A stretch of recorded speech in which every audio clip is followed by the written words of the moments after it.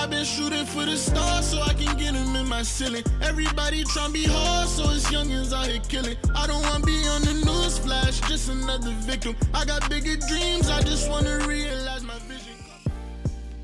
What's up, everybody? We're gonna be starting this tutorial off real easy. This is my client right here. I've been cutting him for about a year.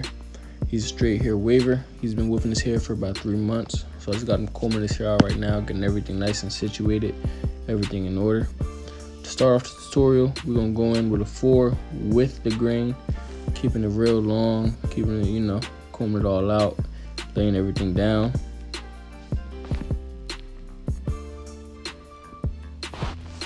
Make sure you go with the swirl pattern the whole entire time, making sure you get all the hairs, all the flyaways and everything, making sure it lays down nice. After this, we're gonna go in with the bald guideline all the way around. We're gonna be doing a low taper. So for a low taper, I like to go right above where the air cuts off. Make sure you get all the hair around there. Take it all off. Around the back, I like to go right below the occipital bone. For any taper, for me specifically, I like going right beneath the occipital bone. For me, it's not too low, it's not too high, and I feel like it complements every haircut that I do really nice.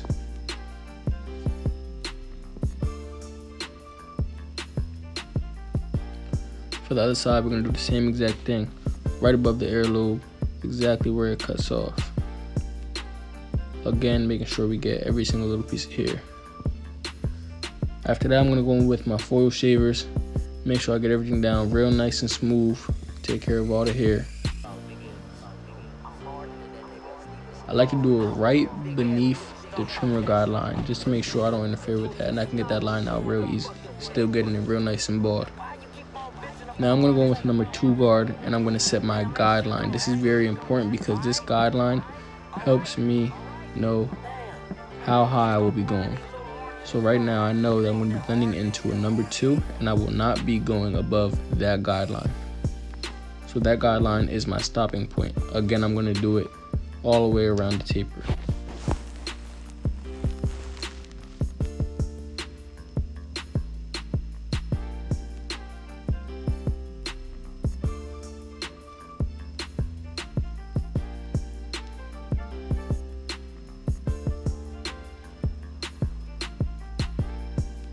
Now behind the ears, this is also very important. With that number 2, I like to taper behind the ears only because that is a lot of bulk. So when I go in with my shape up, it will be a lot easier. So this step is important. You have to make sure you taper behind the ears. You don't want to make a harsh guideline, but you want to get in there real good. Starting off my guideline for the nape, I like to go in with no guard open just to start. I go up about 1/2 inch and I make sure that it's even all the way across. Being organized with the guidelines are very important. After that, I close my lever in the middle and I go right to the middle of that. Then I close it completely right on that last line of the guideline just to get rid of that. After that, I like to go in with my number 1. Again, go up 1/2 inch, make sure it's nice and even parallel to your first guideline. That's important. You want a nice gradual fade. Now keep in mind, I know I'm not going above the 2 guideline. We have to keep below that to keep the fade nice and organized. After number 1, I like to go with my half guard. I actually put the lever in the middle and I play with it. I go right on that guideline in the middle, and if that doesn't touch, then I close a little bit more until that guideline fully erases.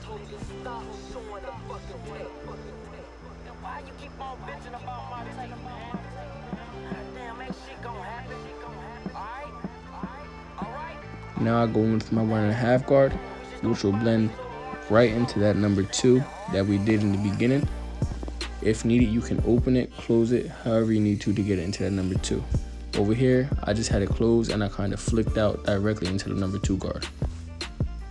Now the number 1 open will erase that final guideline right there. Again, keeping everything nice and organized as possible.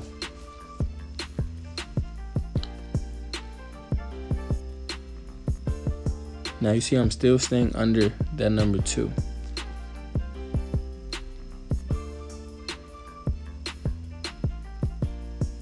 Now to get rid of the number 2 line, I use clip over comb, blending the 2 into the 4 with the grain that we did in the beginning.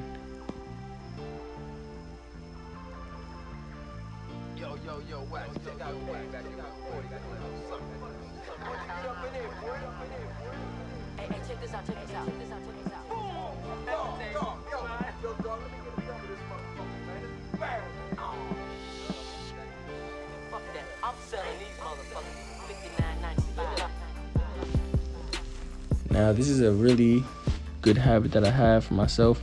I like to shape up the back first because it really helps me see the fade better and see where I have to add some detail at.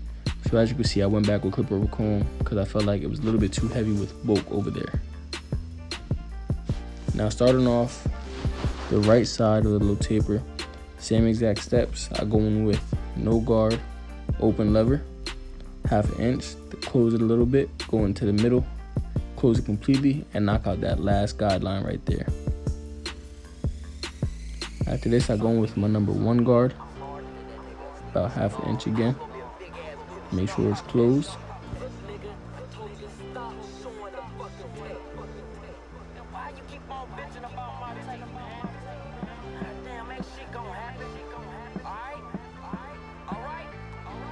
And then right under the number 1, I go in with a 1/2 guard. Again, I keep it right in the middle, and if needed, I close it completely and knock out that last line.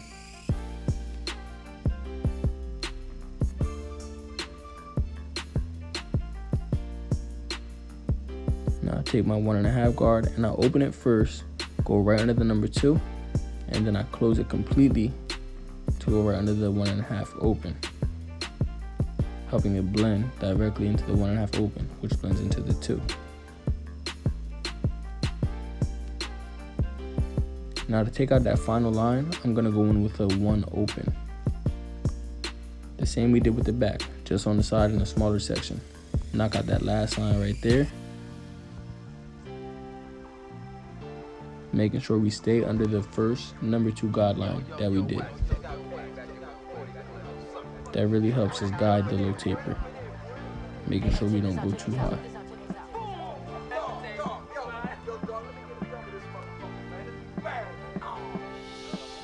Now I'm gonna go in same exact way, clip over comb, blend that number 2 right into that number 4 with the grain.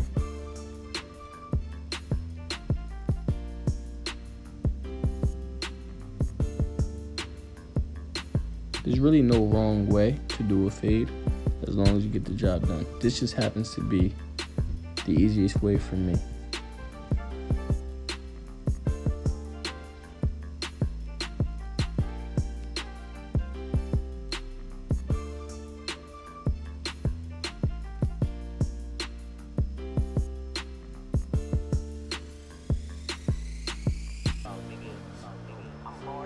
Now for the other side, we're gonna do the same exact steps. We're gonna go in with no guard, open lever, about 1/2 inch.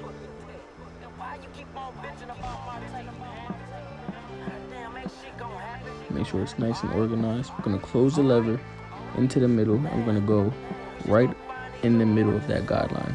Close it completely and knock out that last line. Then I'm gonna go in with my number 1 guard, 1/2 inch, keeping it parallel to the first guideline, making sure we're organized and not going above that number 2 guideline, keeping the taper nice and low.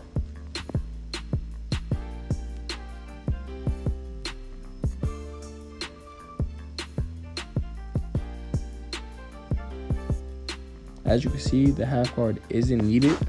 However, we still use it just to make sure it's nice and clean. Close it a little bit, close it completely, and knock out that line.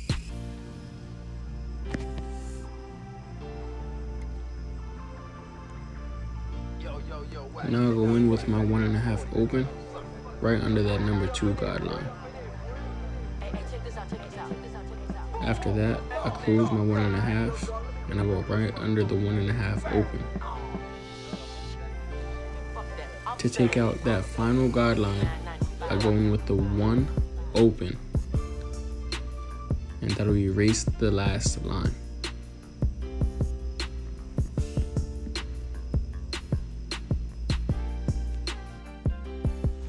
Now I got that last line. Now to get this bulk right here, same exact steps, clipper over comb. Make sure everything blends nice the way you want it to sit.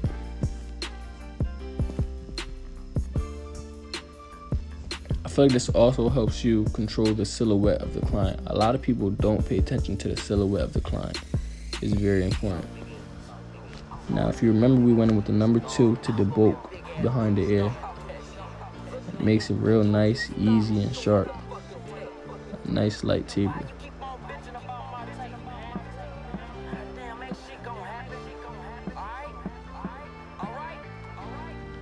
Same exact way on the other side. Shaping this up, I kind of like to find a nice balance point for me, which happens to be on the ear or on my thumb with my knuckles. And I kind of pivot the clipper counterclockwise or clockwise just to get around that ear real good. But I feel like the pivot is the best because you get the balance. Now for the hairline, remember we went with a 4 with the grain. There's a lot of bulk. I like to debulk with the next guard under, which happens to be a number 3 in this scenario. Not too strong, real lightly tapping that, making sure we still keep it dark, exposing the real hairline for when we shape it up. Now for the shape up, I'm gonna go in and I'm starting on one side, keeping it real good. For the C hook, same way, keeping a balance and a pivot, making sure everything is nice and neat. And now you can see everything starting to come together real good.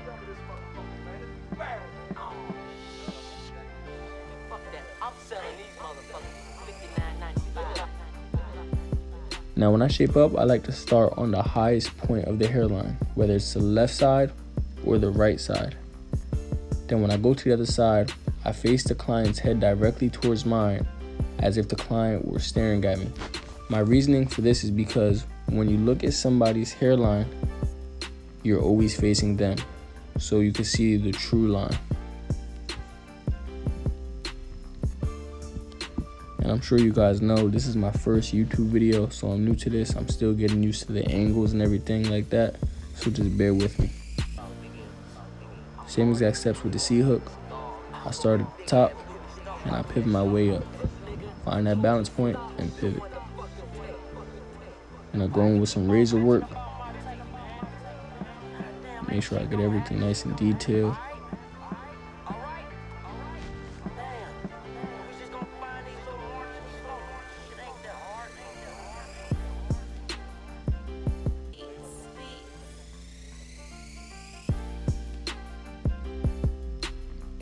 And that's the end of the haircut right there.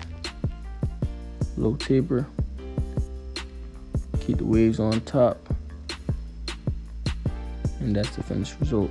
I appreciate you guys. Thank you guys for tuning in.